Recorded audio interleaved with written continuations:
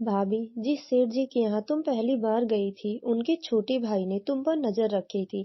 अब वह बार बार मुझसे पूछ रहे हैं कि तुम कहाँ रहती हो। वे तुम्हें फिर से बुलाना चाहते हैं, लेकिन इस बार उनका इरादा गलत है।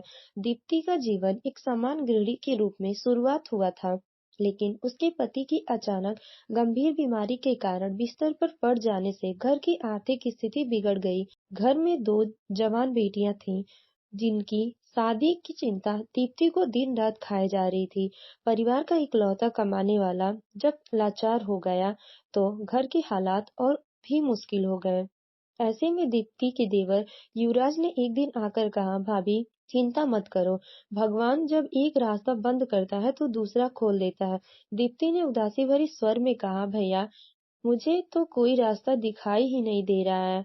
ऊपर से तुम्हारे भैया की दवाई भी बंद हो गई है। कम से कम इनका इलाज चल रहा था तो मन को तसल्ली थी। युवराज ने एक पल सोचा और फिर धीरे से कहा, भाभी बुरा मत मानो, एक बात कहूँ।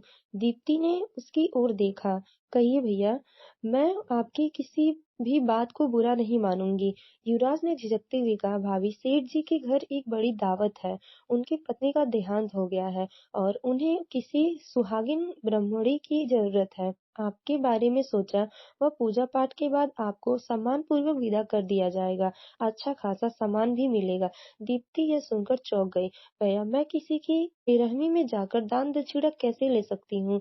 मुझसे ये सब नहीं होगा। युवराज ने समझाया, भाभी सोचो, क्या तुम्हारी बेटियों की चिंता करने के लिए कोई आएगा?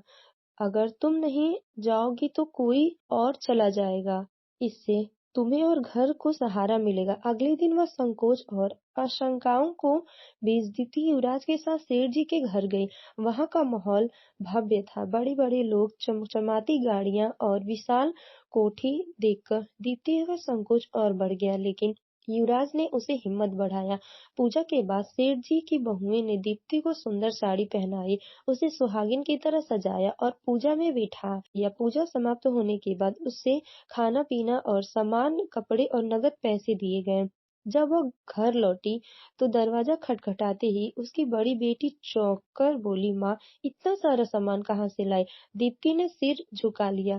बेटा, एक जगह भोज में गई थी, बड़ी बेटी ने मजाक में कहा। अगर वहां इतना मिलता है तो रोज जाया करो।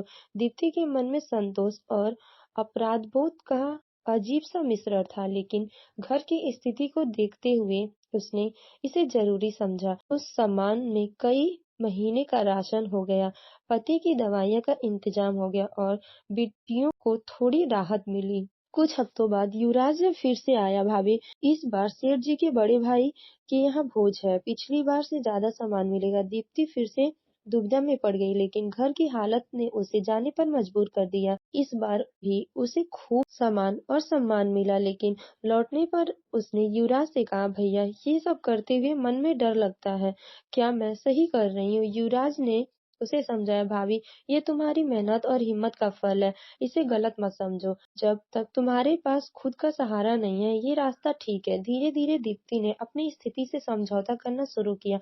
उसने महसूस किया कि जिंदगी में जरूरतें कई बार इंसान को ऐसा काम करने पर मजबूर कर देती है जो वो कभी नहीं करना चाहता, लेकिन उसने ये भी ठान लिया था कि वह हमेशा दूसरों पर निर्भर नहीं रहेगी। सेठ जी के घर से मिलने वाला सामान दीप्ति के घर का गुजारा आराम से चलाने लगा। उसने अपनी बड़ी बेटी की शादी का इंतजाम भी शुरू कर दिया था, लेकिन उसके साथ ही उसने छोटे मोटे काम करने शुरू किए।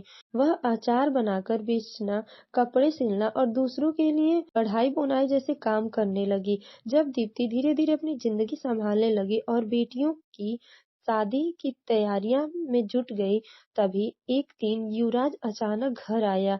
उसकी आंखों में चिंता थी। उसने कहा, भाभी मुझे तुमसे एक कुछ जरूरी बात करनी है। दीप्ति ने चौंक कर कहा, क्या हुआ भैया, सब कुछ ठीक तो है? युवराज झिझकते हुए कहा, भाभी जिस सेठ जी के यहाँ तुम पहली बार गई थी, उसके छोटे भाई ने तुम पर नजर रखी थी। अब वह बार बार मुझसे पूछ रहे हैं कि तुम कहाँ रहती हो।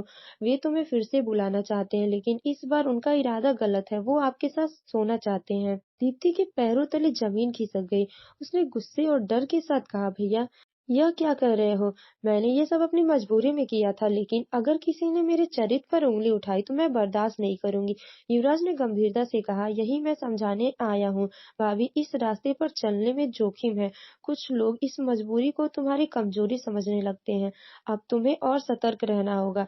मैं साफ-साफ मना कर दिया है और उससे मेरी लड़ाई भी हो गई, लेकिन फिर भी वह पीछे पड़ सकता है।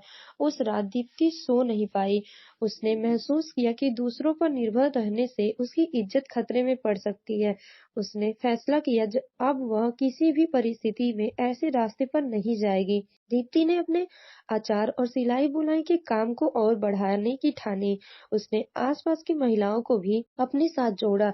अब वो एक छोटा-सा व्यापार चलाने लगी। उससे न केवल उसका घर चलाने लगा, बल्कि दूसरे जरूरतमंदों को भी सहारा मिलने लगा। लेकिन एक दिन वही सेठ का छोटा भाई, जिसे बुरी नजर रखी थी, वह अचानक उसके घर आया।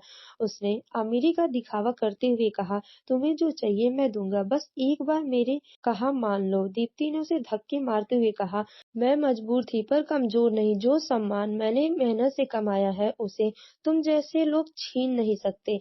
अगर दोबारा यहाँ आए तो मैं तुम्हारा असली चेहरा सबके सामने लाऊंगी। उस आदमी ने शर्मिंदा होकर उसे भागना ही बेहतर समझा। इस घटना के बाद दीप्ति ने खुद को और मजबूत बना लिया। अब वह अपनी बेटियों को भी सिखाने लगी कि जिंदगी में किसी हाल में आत्मसम्मान बनाए रखना सबसे जरूरी है। इस घटना ने दीप्ति को ये सिखा दिया कि मजबूरी में उठाया गया एक गलत कदम दूसरों को उसका फायदा उठाने का मौका दे सकता है। लेकिन अपनी हिम्मत और आत्मसम्मान से वह हर मुश्किल को मात दे सकती हैं। तो दोस्तों, आपको ये कहानी कैसी लगी कमेंट करके ज़रूर बताएं। कहानी अच्छी लगी हो तो प्लीज़ वीडियो को लाइक करें, शेयर करें और हमारे चैनल स्टोरी विथ आरजी को सब्सक्राइब ज़रूर करें। Thanks for watching.